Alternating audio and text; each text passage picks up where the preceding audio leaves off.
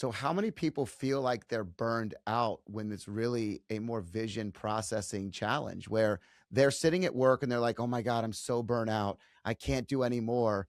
And there's really other factors, right? Yeah. So when we're talking about you feel overworked because you're sitting on a computer for 8 hours or you're reading research paper for 8 hours, um, that is tiring your brain essentially. That's a big cognitive load to your brain. So of course you're going to get tired. Of course you're going to get burnt out. But I want to call it needing a break. You need a break, right? It's not true burnout. Burnout, is defined by the World Health Organization as something different. This is tiredness, and you need to kind of figure out what's happening. Is it true burnout from doing so many things in life, balancing everything, or is this burnout from being on near work all day and you need to take a break? So start implementing those breaks, start implementing that awareness or that peripheral awareness. And building your reaction time. That's another big one. Is you'll notice your reaction time, like you were saying in sports with your son, your reaction time is slower because again, that's all processed in the parietal lobe. I want to say it's a wonderful lobe that does a lot of things. Well, it's very interesting because the whole time we're talking, I'm thinking performance of athletes, and I'm thinking of how many athletes spend most of their day when they're not training on their phones. And so if you're developing that near muscle and you're overdeveloping and overworking it, what's happening is you're underdeveloping your ability to see the whole field or the entire court or whatever it is that you're doing. And so there's some discrepancy there that could be holding back someone's game, not only at work, but like in sports in general. Like when I'm thinking about this, I'm thinking of soccer and the short game. You see a lot of short passes, a lot of safe passes in the game today.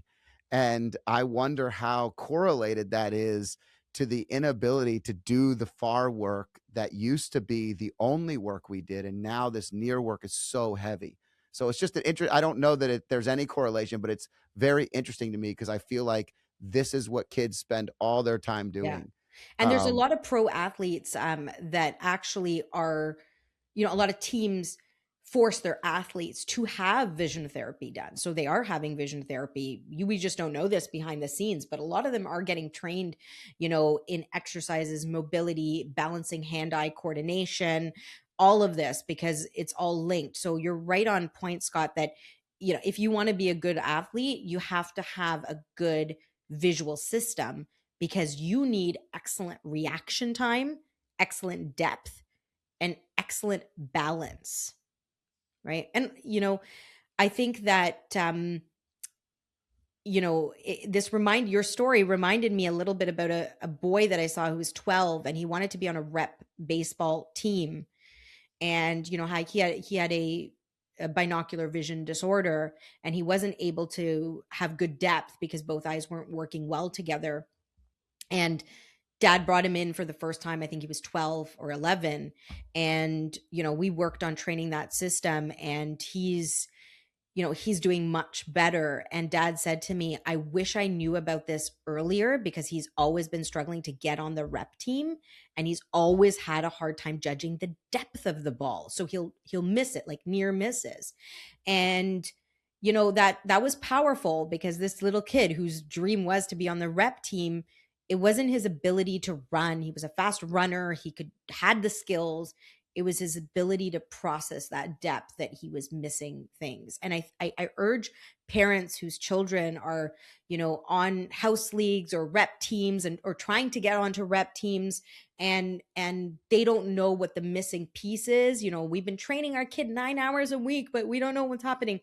Have a vision test and not just any vision test. We call them comprehensive eye exams where the doctor is checking, yes, your prescription and your vision, but also how both eyes are working together and tracking and jumping across letters and tracking letters as well. think about what that does for confidence.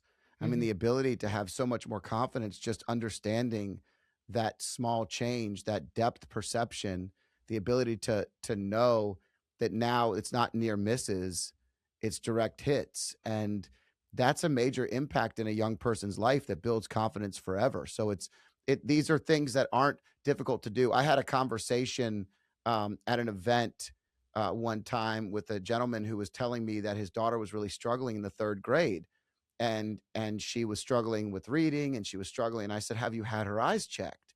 He goes, "Yeah, I mean, she doesn't wear glasses, blah blah blah." And I said, "No, no, no. Have you been to a specialist?" And he had not. And I told him about my son, and I told him about what I learned. Like 6 months later, I was at another event and I saw this guy, and he goes, "Oh my gosh, it has changed my daughter's life. She is now doing vision therapy. She is excelling. She's more confident. Like everything changes." And I don't know what the numbers are, and I'm sure the numbers are getting more and more impactful. But back when we took our son, our doctor said that he found that 1 in 4 kids was struggling from some form of this challenge. And most of the time, it's not identified till they get to the third or fourth grade. And like you said, then it's identified as a learning disability. And it's not a learning disability, it's a visual processing challenge. Yeah. And that alone can change someone's life forever. 100%. I mean, I think we have that same old stat still out there, but if, someone was to do the research now, I think we are going to find a higher prevalence, probably close to 50%. And I, I don't want to always blame it on the cell phones, but it always comes back to that, because that is what's stimulating your brain, and the reward centers of your brain, those constant scrolls, those constant hits, those constant, the light, of the phone, all of that is constantly hitting our brain, giving us, that happiness and wanting more, and we keep watching it. A book doesn't give us that same pleasure, as a screen does for most of us. So, I want to touch on the screen times, if the recommended screen times for kids, because I think Yeah. too many parents make it up in their head, that, oh, my 2-year-old is allowed 4 hours. And I'm like, okay. So the recommended, by many pediatric associations is, under 2, no screen time.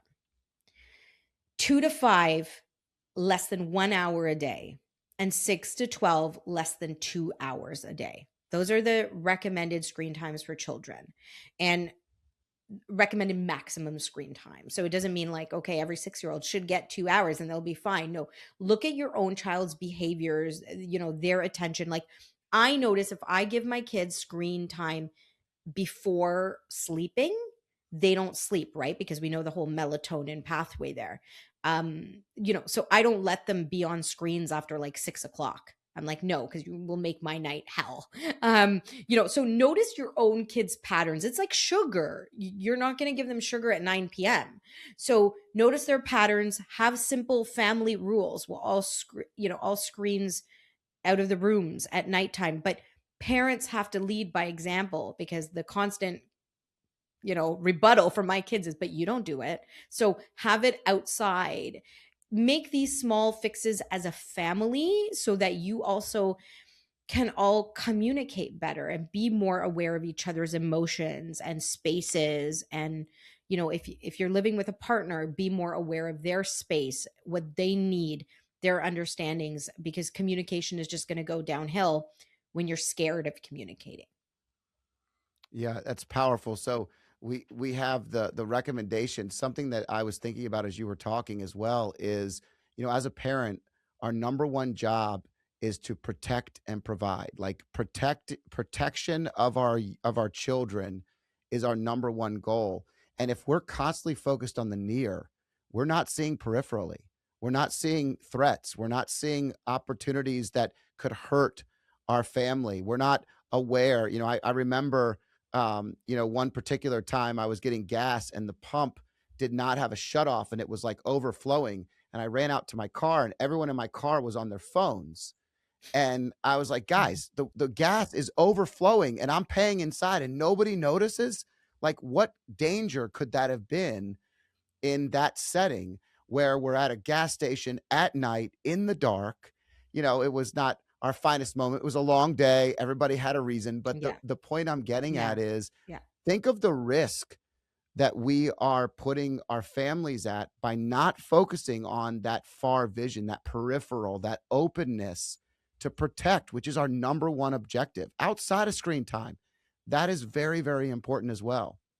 I mean, how many times, Scott, do we stop at a, light near a high school or a school and see a child walking across with their phone down? They don't even notice, like if I'm driving like, straight, they don't even notice, am I going to stop? Did I miss the red light?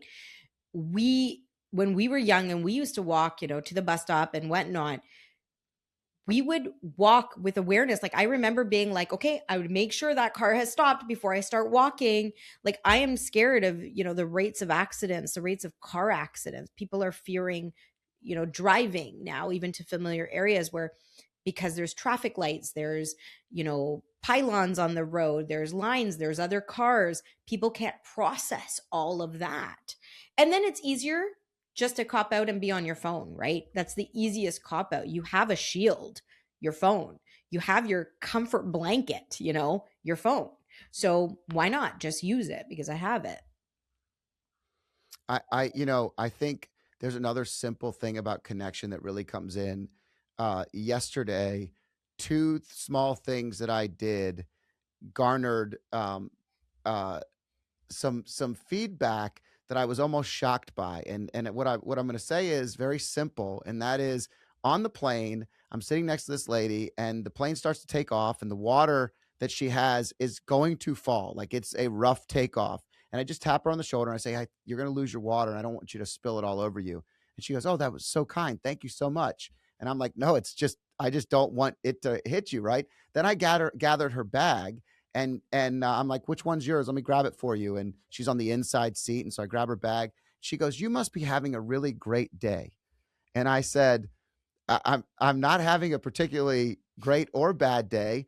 I'm on a plane, the second one of the day. I'm exhausted, but a simple kind act and a connection can go a long way. Yeah. But that only comes from us putting our phones down. But the shocking part is how often we do something so small, so little in a kindness effort, but it's so impactful today because how little people are feeling that connection.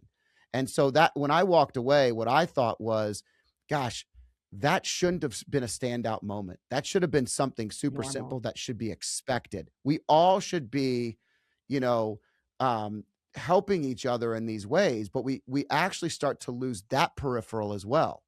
And so, our spatial awareness of other humans and how they are interacting and what they need is so simple. And yes, it did make me feel good, but I'm sharing the story more because it's not it was so not abnormal for me. It was not something that was abnormal for this person, but they recognized it because it's abnormal for other people, especially on planes. People are assholes on planes. Yeah. I Yeah. don't know what it is about I hate planes, but they traveling like really that. are. Yeah. So YouTube has this cool feature where they pick the next video for you, and it's right here on this screen. So I hope you enjoy this next video.